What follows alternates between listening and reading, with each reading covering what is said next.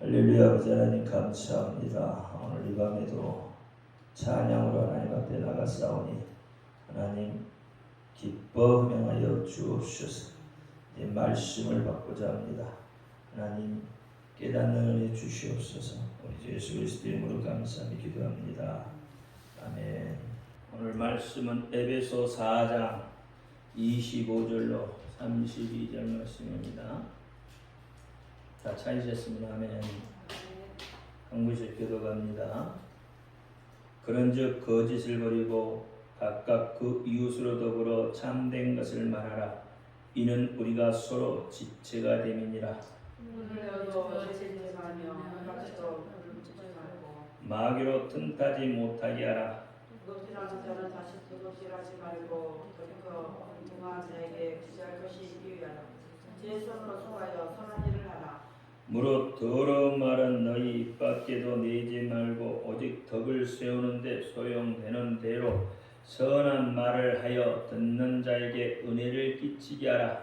하나님의 성령을 불신하게 하지 말라. 그 안에서 너희가 구속의 날까지 지치심을 받았느니라. 너희는 모든 악독과 노함과 분냄과 떠드는 것과 해방하는 것을 모든 악의와 함께 버리고 서로 인자하게 하며 불쌍히 여기며 서로 용서하기를 하나님이 그리스도 안에서 너희를 용서하신 것 같이 하라. 아멘. 기도합니다. 할렐루야. 아버지 하나님 감사합니다. 오늘 이 밤에도 종이 에베소 4장 25절로 32절 말씀을 가지고 하나님의 용서하심에 대해서 은혜를 나누고자 합니다. 종이 비록 부족하고 연약하고 입술이 유둔할지라도 오늘 종의 입술을 들어 사용하여 주옵시고 종의 입술로 선포되는 모든 말씀이 저들의 귀에는 하나님의 말씀으로 들려지게 하옵소서. 사람의 말, 종의 말로 듣지 않게 하여 주옵소서. 오늘도 깨닫는 은혜 주실 줄 믿사오며 우리 주 예수 그리스도 이름으로 감사하며 기도하옵나이다. 아멘. 오직 예수님밖에 없습니다. 우리를 구원하실 분도 예수님 한 분밖에 없습니다. 주 예수님의 평강이 여러분에게 임할지어다. 아멘. 오늘 말씀을 보면 어떨 때 마귀가 틈탄다고 했죠? 네. 마귀가 틈탈 때는 분을 품을 때 마귀가 틈을 탑니다. 오늘 말씀을 보면은 마귀가 틈탈 때는 바로 분을 품을 때예요. 여러분, 분을 품는다는 것은 어떨 때 어떤 것이에요? 분을 품는 것. 왜 화가 나죠? 그렇지. 내가 원하는 대로 되지 않을 때 뭐가 나요? 분이 나는 거예요. 왜 가정에 불화가 생겨요? 서로가 뭐요? 자기 뜻대로 해달라고 하는 거예요. 그러니까 어떻게 해요? 서로 분이 나는 거죠. 여자는 남자가 어떻게 해요?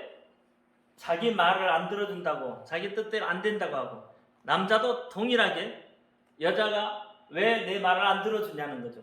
그래서 어떻게 해요? 화가 서로 나는 거예요. 서로. 그러니까 서로 싸움이 되는 거예요. 어느 한쪽이 참아버리면, 물론 참는 사람은 되게 조금 답답하겠죠. 참는 사람 쪽에서는. 그래도 참아버리면 싸움이 되지 않습니다. 마귀가 틈을 타잖아요. 그러니까 이 싸우면은 마귀가 틈을 타서 모든 것을 어떻게 해요? 망가뜨려요. 오늘 본문에 보면 분이란 말이 몇 번 나오죠? 성령을 근심케 하는 이유가 뭐예요? 그러면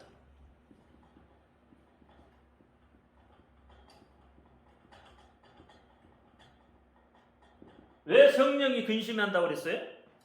본문에서 보면 성령이 근심하는 이유가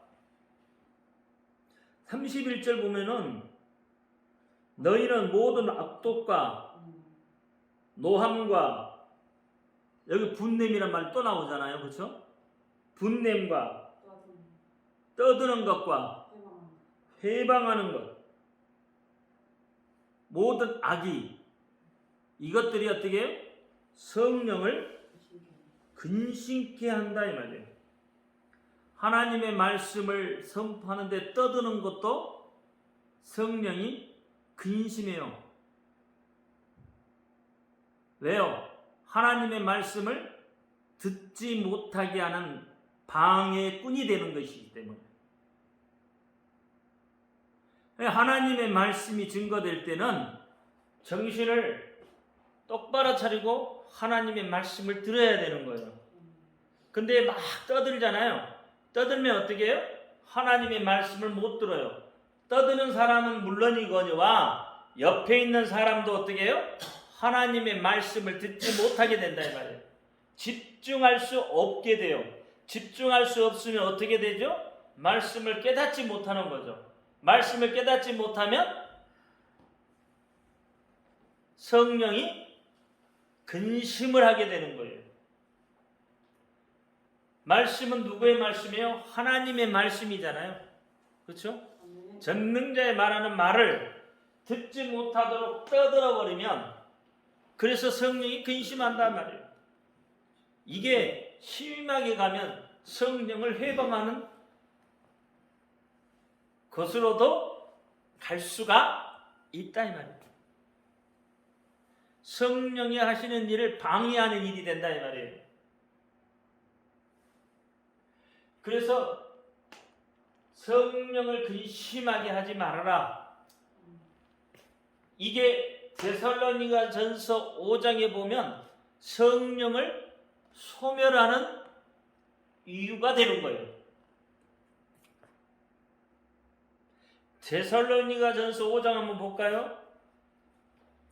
성령을 소멸치 말며 예언을 내시지 말고 범사하려 좋은 것을 취하고 모든 악은 모든 모양이라도 버려라. 그렇게 이야기하고 있죠. 성령을 소멸하는 원인 중에 하나가 뭐예요? 성령을 근심케 하는 거예요. 잘 깨달아야 됩니다. 그냥 졸리면 자요. 그게 떠들지 않는 것이에요. 자기만 못 받으니까. 근데 떠들면 옆 사람도 못 받게 돼요.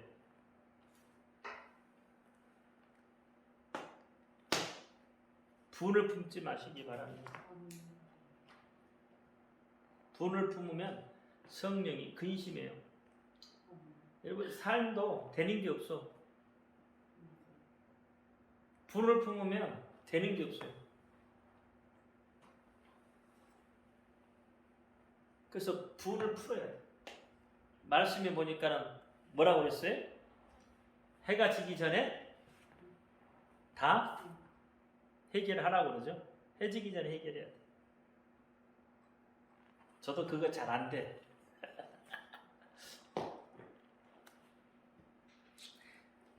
분을 해결한다는 것은 상대를 용서한다는 마음이 있는 거죠. 이해하니까 그렇잖아요. 그래서 용서가 되는 거잖아요. 해결이 되는 거죠. 그러면 어떻게? 풀어지는 거죠. 용서하지 않으면 누가 힘들다고 그랬어요? 용서하지 않는 그 사람이 힘든 거예요. 사실 힘든 거예요. 용서해버린 사람은 힘들 이유가 없어요.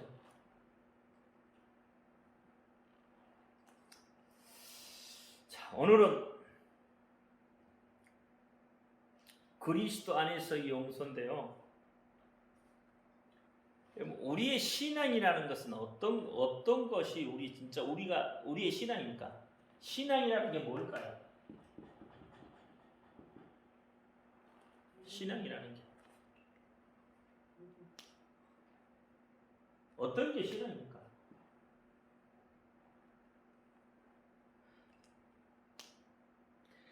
신앙이라는 게 신을 믿는 거잖아요. 그렇죠? 신을 믿는 거죠. 근데 신을 믿는 건데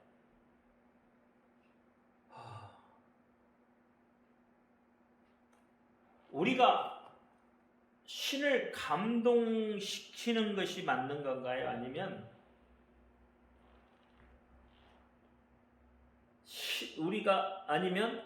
우리가 그 신의 어떤 그것을 보고 감동하는 게 맞나? 조금 제가 말이 좀 미숙하나요? 첫째는 우리가 신을 감동시키는 게 맞나요? 아니면 신이 어떠한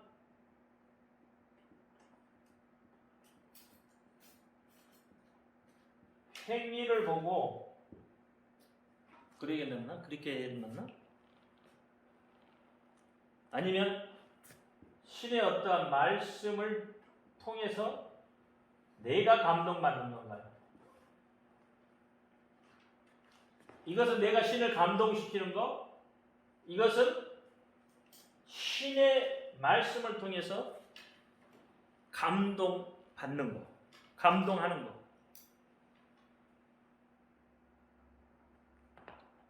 이것은 자기가 주체라면 여기는 신이 주체가 되는 거죠.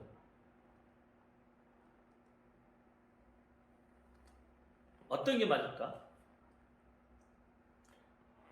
우리는 보통 신앙생활을 하면서 신을 감동시키려고 해요.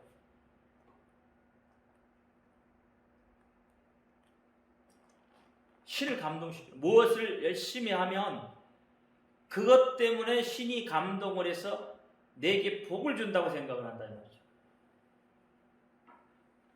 그게 일이 첫 번째고. 두 번째는 우리 하나님의 말씀을 통해서 그 말씀이 내게 옴으로 인해서 내가 감동을 하는 거예요. 그래서 뭔가를 해요. 어떤 게 맞을까요? 두 번째. 보통은 하나님을 믿지 않는 다른 일반 신들, 그렇죠? 하나님이 아닌 일반 신들은 우리가 무언가를 해야 돼요. 그래서 그 신이 감동을 하면 뭔가를 해준다고요. 일반의 신들은. 왜? 그들은 뭘 해야 돼요? 섬김을 그들은 받아야 되니까. 근데 하나님은 어떻게 해요? 하나님이 하신 그 말씀이 내게 옴으로 인해서 내가 그 말씀을 받아들임으로 인해서 내가 그 말씀 때문에 감동을 받아서 그 말씀대로 행동하는 거예요. 그래서 성령의 역사에 내가 감동을 하는 것이에요. 그게 우리 그리스도인들이란 하나님의 말씀을 믿는 자. 그래서 우리 그리스도인들은 하나님의 말씀에 순종할 수밖에 없게 되어 있다 이 말이에요. 내가 뭘 하지 않아도 그 말씀 때문에 내가 하나님 앞에 나아갈 수 있다 이 말이죠. 여기는 내가 무언가를 해야 나갈 수가 있는 거예요. 내가 아무것도 하지 않으면 이 신도 아무것도 움직이지 않아요. 아무것도 하지 않아요. 그래서 우리말로 지성이면 감천이다라는 말을 하죠. 그렇죠? 내가 지성스럽게 공을 들이면 신이 감동을 해서 그것을 해결해 주고 복을 준다는 거죠. 그게 지성이면 감천, 하늘이 움직인다는 거예요. 우리 그리스도인들은 그것이 아니라는 거예요. 우리 그리스도인에게는 지성이면 감천이란 말이 맞지를 않습니다. 왜냐하면 하나님이 먼저 우리를 찾아와셨기 때문에 그래요. 다른 신들은 내가 찾아가야만 해요. 여러분, 신앙의 방향을 잘못 잡으면 문제가 생기는 거예요. 신앙의 방향을 잘못 잡으면 우리가 하나님을 감동시키러 간다 이 말이에요. 그러면 그때부터 어떻게 하나님은 잡신하고 똑같은 신이 되어버려요.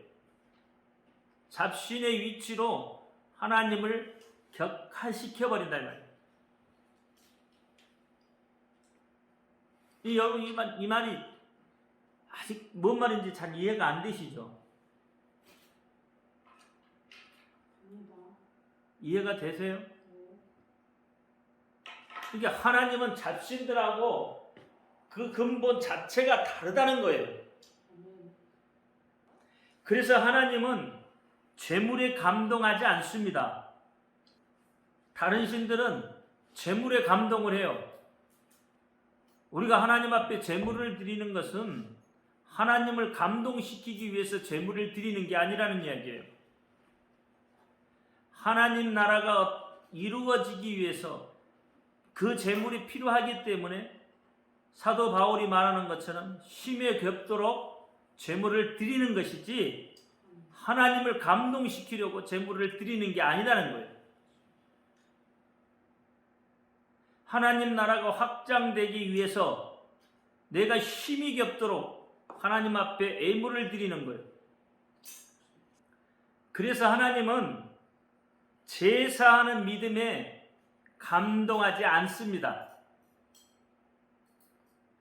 제사하는 믿음에 감동하지 않아요.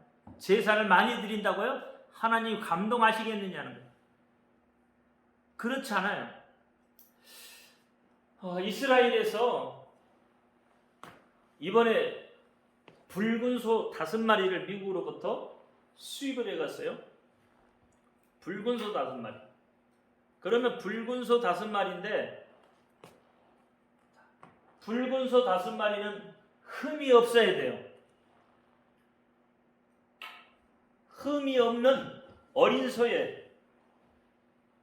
그러면 흠이 없게 하기 위해서 어떻게 하냐면 보통 짐승은 귀에 무엇을 박아요? 푯딱지를 받치죠. 근데 이게 밟으면 이게 흠이 되는 거예요. 그래서 푯딱지도 붙이지 않고 그냥 그대로 붉은 소 5마리를 수입해 갔어요. 그러면 이스라엘이 이 붉은 소 5마리를 왜 가져갔겠어요? 제사를 드리려고 가져가는 거예요. 쉽게 이야기하면 제사를 드리려고.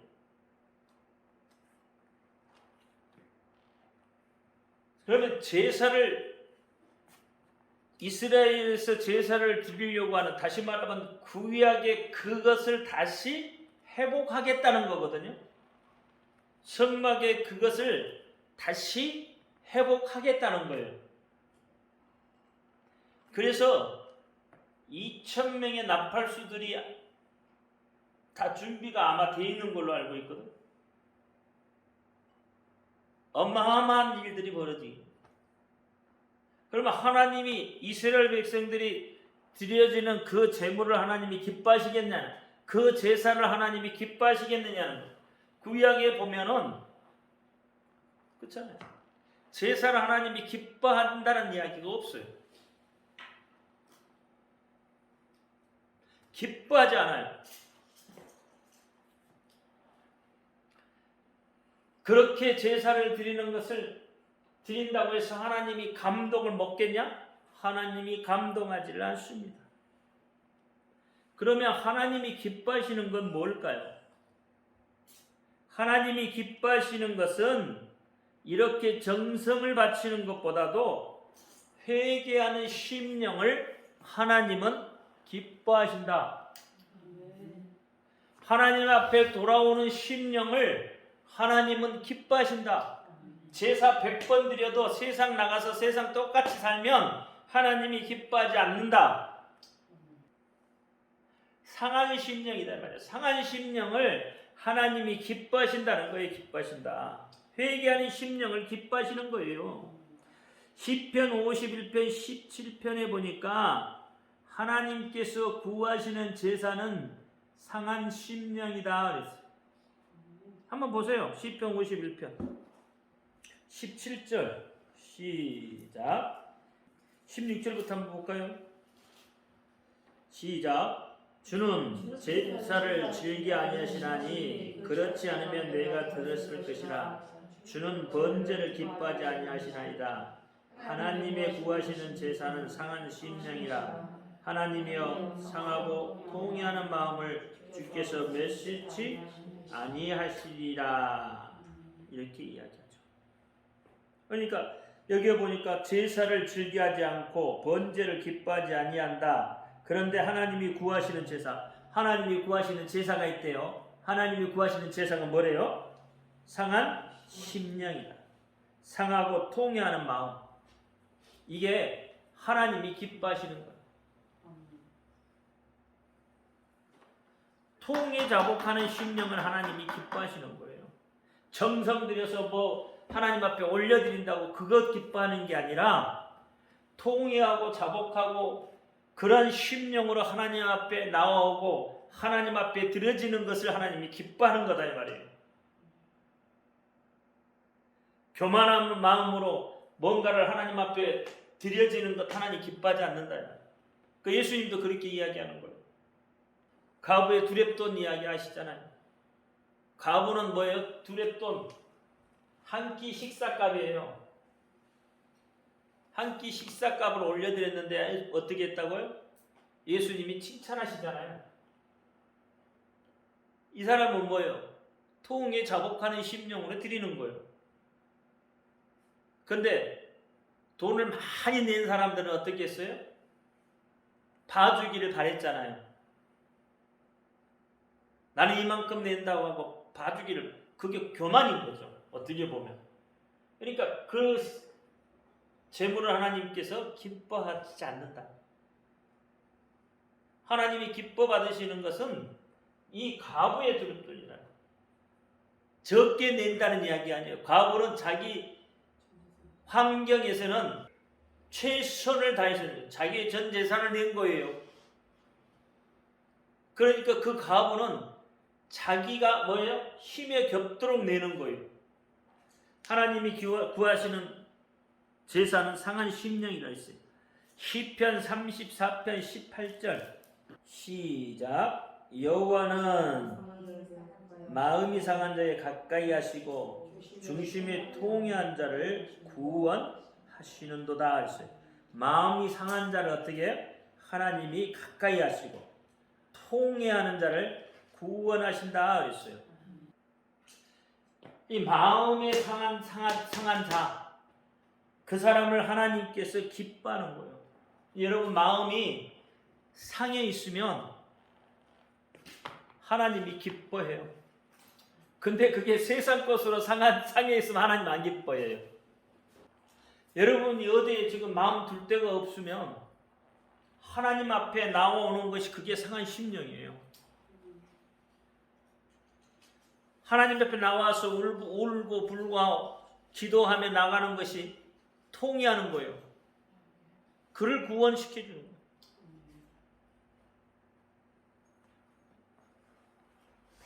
그것을 하나님이 기뻐하시는 거예요. 그런 자를 가까이 하시는 거고, 또 이사야 42장 3절 시작. 사망 갈 때를 걷지 아니하며 썩어간 집들을 끄지 아니하고 진리로 공의를 베풀 것입니다. 아멘. 상한 각대를 꺾지 아니한다. 상한 심령을 꺾어버리지 아니하신다 이 말이에요. 하나님이 상한 심령을 어떻게 하신다고요? 꺾지 아니. 상한 심령을 위로하시는 거예요. 꺼져가는 등불을 끄지 않으시는 분. 여러분 한나에 기도하시잖아요. 분인나에게 어떻게 해요? 천대를 받잖아요. 그래 마음이 상해 있잖아요. 근데 그가 어디를 갔어요? 하나님 전에 올라가는 거예요. 마음이 상하니까 어디로 갔다고요? 하나님 전에 나와. 마치 미친 여자처럼 술 취한 여자처럼 중얼중얼 하나님 앞에 통회하는 거예요. 소리 없는 부르짖음. 그런 심령을 하나님이 기뻐하신다 이 말이에요. 그러니까 하나님이 어떻게 해요? 그 소리를 들으시잖아요. 엘리 제사장은 한나가 기도할 때 술 취했냐 너? 왜 그래? 상한 심령을 꺾어버리잖아요. 세상 눈으로 볼 때는 그가 어떻게 술 취한 사람처럼 보여. 그러니까 꺾어버려요. 근데 하나님은 어떻게 해요?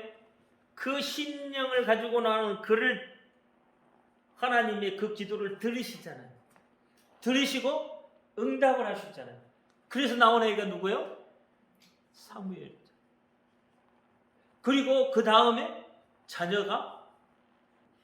그러니까 하나님은 상한 살대를 절대 꺾지 아니하셔요. 꺼져가는 등불도 훅 불어서 꺼버리지 않는다니까요. 마태복음 12장 20절이 동일한 이야기가 있죠. 시작. 상한 갈대를 꺾지 아니하며 꺼져가는 심지를 끄지 아니하시기를 심판하여 이를 때까지 하느니라. 또한 이방인들이 그 이름을 바라리라 함을 이루려 하십니다. 어느 때까지 하신다고요? 어느 때까지요? 심판하여 이길 때까지 보존하여야 된다는 거예요. 요한복음에 보니까 예수님이 어떻게 해요? 요한복음 17장에 내 이름으로 저들을 보존한다 그랬잖아요. 예수 이름으로 저들을 보존하와 언제까지 보존해요? 심판할 날 때까지, 심판에 이길 때까지 그 이름으로 보존하신다. 요한복음에도 이야기하고 있어요. 여러분 마음이 통해하고 마음에 막 상하고 상하면 하나님 전에 나오세요. 하나님이 들으시고 하나님이 기뻐하시는 거예요.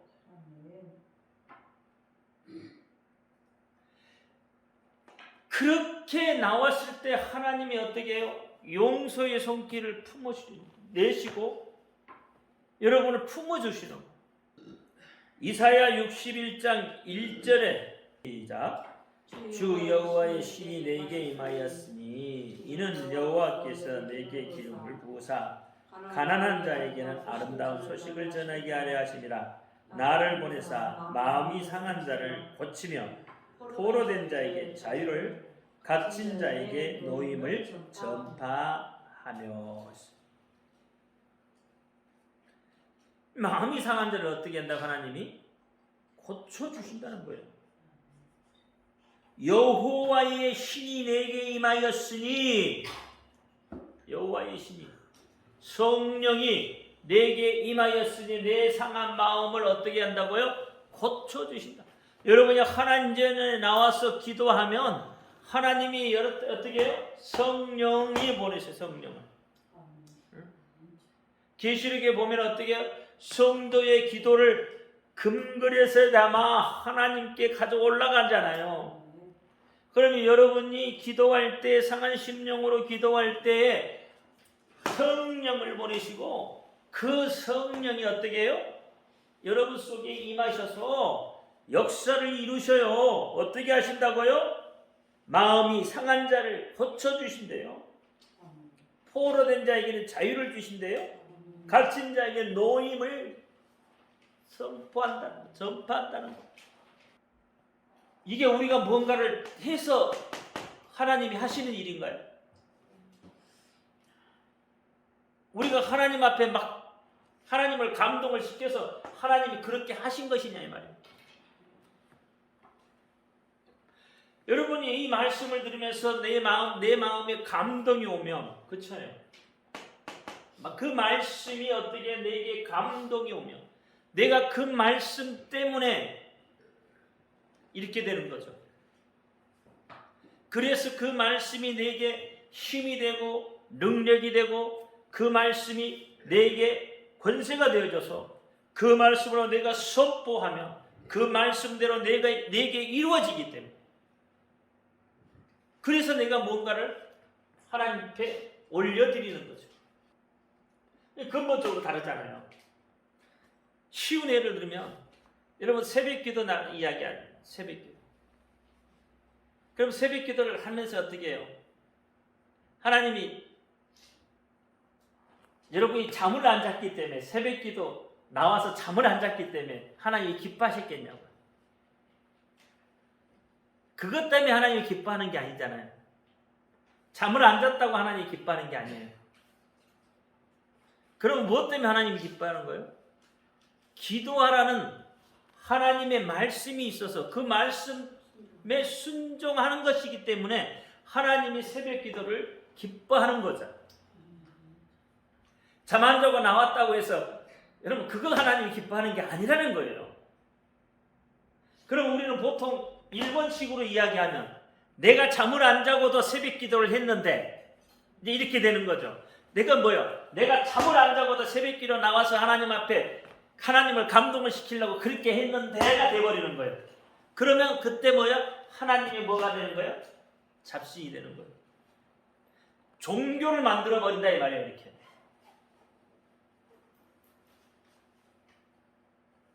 아니요, 하나님의 말씀이 내게 그렇잖아요. 기도하라는 말씀이 내게 임하셔서 내게 어떻게 하나님 그 말씀에 순종해서 새벽 기도를 한다는 거잖아요. 그것을 하나님이 기뻐한다. 그러니까 일본 같은 경우에는 이것은 아직도 어떤 신앙이에요? 구약의 신앙이에요. 구약의 신앙. 구약은 그렇잖아요. 자기가 뭔가를 해야 되잖아요. 그래서 신을 감동을 시켜서 다시 말하면 하나님을 감동시켜서 하나님으로부터 뭔가를 얻어내려고 하는 거잖아요. 이게 구약의 신앙이잖아요. 신약에 와서는 전혀 다르잖아요. 복의 개념도 그래서 다르다 이 말이에요. 그러니까 우리가 질서 있는 감찰이다 이 말을 자주 쓰는 것은 우리 기독교를 종교화 시켜버리고 있다는 거죠. 기독교는 종교가 아니에요. 생명 그 자체인 거지. 그러면 우리 기독교 신앙에서 가장 능력이 있는 것은 뭘까? 기독교 신앙의 핵심은 뭘까 그러면? 왜 예수님이 오셨죠? 뭐 때문에 구원해 주시죠? 뭘로?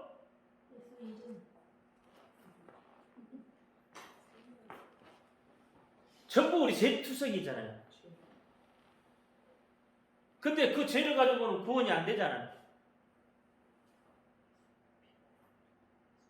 그러면 기독교의 가장 능력, 가장 핵심이라면 그게 오늘 본문의 말씀이 뭐라고 그랬죠? 31절에 용서.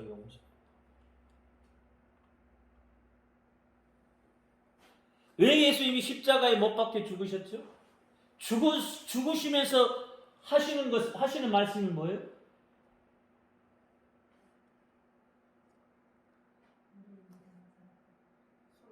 용서잖아요. 마지막 죽으시면서까지도 하시는 말씀이 용서예요. 저들이 지금 나에게 어떤 짓거리를 했는데 저들이 알지 못해서 그렇게 했다는 거잖아요. 그러니까 용서해달라고 하잖아요. 십자가에 죽으시면서 마지막 하시는 말씀이 그거예요. 기독교는 사랑이라고 하지만 사랑보다 더 큰 것은 뭐예요? 용서예요. 용서가 없으면 사랑할 수가 없어요. 예수님은 자신의 생명을 내어놓으면서 용서를 해주신 거예요.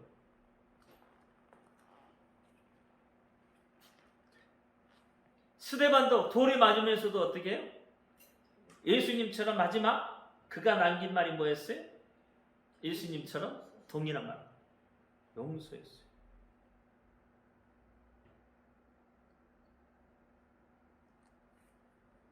이 용서가 가장 큰 핵심이에요. 그래서 기독교 신앙은 사실 어떻게 보면 용서받는 신앙이에요. 우리는 또 짓고 또 죄를 짓고 그렇잖아요. 또 짓는데 죄를 짓고 용서받고 또 죄를 짓잖아요. 그렇게 죄를 짓고 또 짓는데도 왜 회개를 해야 합니까? 왜 회개를 해야 돼? 이번 이 죄 짓고 한꺼번에 다 하면 되는데. 하나님의 용서는 케이스가 아니에요. 하나님의 용서. 어떤 케이스에서 용서해주고 또 어떤 케이스에서 그 케이스에 따라서 하나님의 용서가 되어지는 게 아니라는 거예요. 케이스 바이 케이스.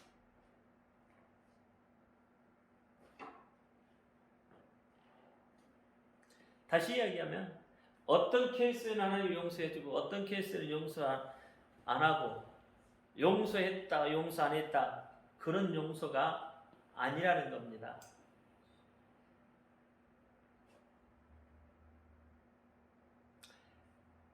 케이스 바이 케이스의 용서라면 우리는 어떻게 늘 아마 죄에 대해서 눌려 있을 거예요. 이 죄는 용서 안 해주면 어떻게 할까?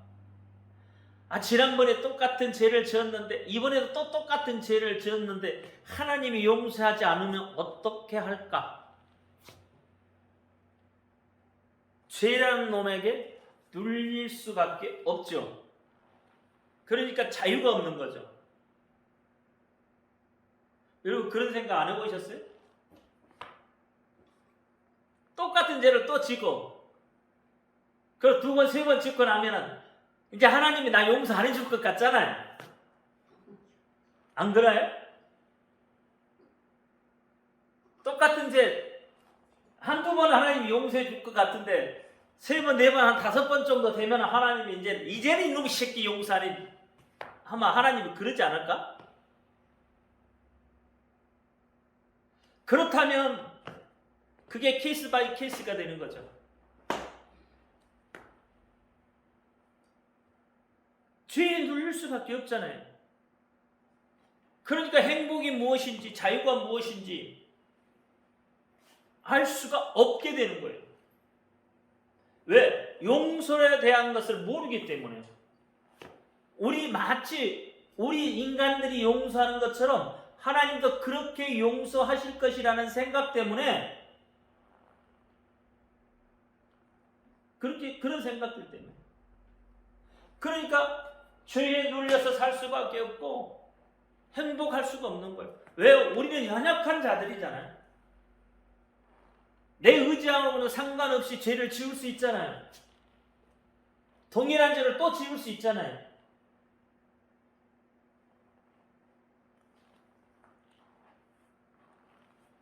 이제 하나님의 용서를 우리 인간의 용서하고 똑같이 보면 안 된다는 거예요.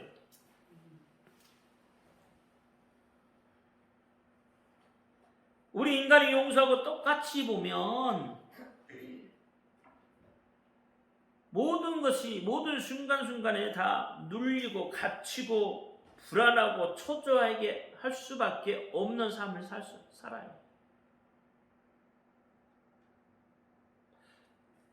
그것이 바로 외식하는 신앙이에요. 이 하나님의 용서에 대해서 좀 잘 아셔야 돼요. 왜 하나님이 계속 그렇게 용서를 하시죠? 예수의 이름이 항상 함께 계시기 때문에 그 이름 때문에 용서하시는 거예요. 예수의 피를 우리가 시인하고 감사하고 회개하면 하나님의 용서는 계속되는 거예요.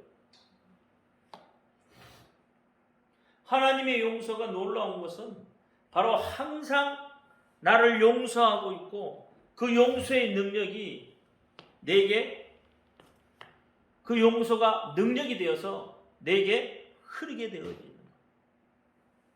그래서 하나님의 용서가 놀라운 것이다 이 말이에요. 그래서 우리가 늘 하나님 앞에 감사하고 감사할 수밖에 없는 것입니다. 깨닫기를 바랍니다. 하나님의 용서.